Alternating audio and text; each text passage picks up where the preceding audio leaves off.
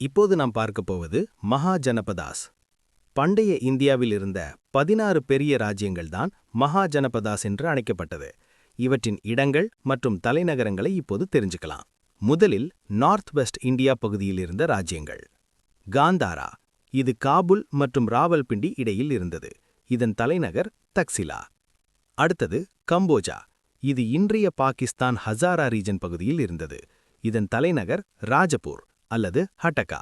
அடுத்ததாக கிழக்கு பகுதியில் இருந்த முக்கிய ராஜ்யங்கள்.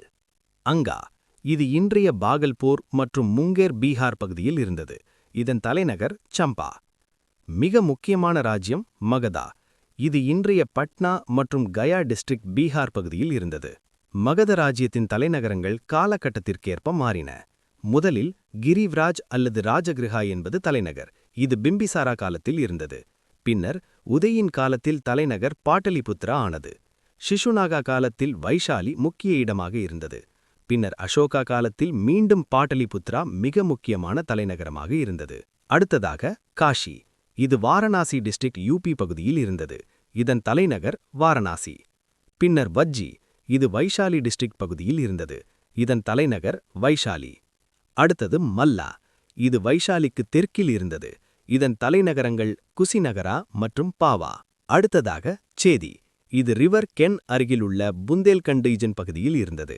இதன் தலைநகர் சுக்திமதி அல்லது சோதிவதி நகர். பின்னர் வத்சா, இது ரிவர் யமுனா அருகில் யூபியின் அலகாபாத் மற்றும் மிர்சாப்பூர் பகுதியில் இருந்தது. இதன் தலைநகர் கௌசாம்பி.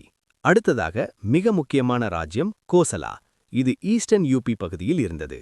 இதன் தலைநகரங்கள் ஸ்ரவஸ்தி மற்றும் அயோத்தியா சாகேத். அடுத்ததாக கங்கா யமுனா தோவா பகுதியில் இருந்த ராஜ்யங்கள்.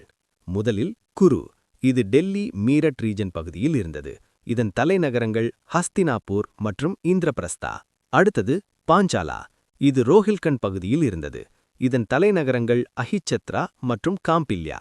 அடுத்ததாக மத்ஸ்யா, இது ஜெய்ப்பூர் பரத்பூர் அல்வர் பகுதியில் இருந்தது. இதன் தலைநகர் விராட்நகர் அல்லது பேராத்.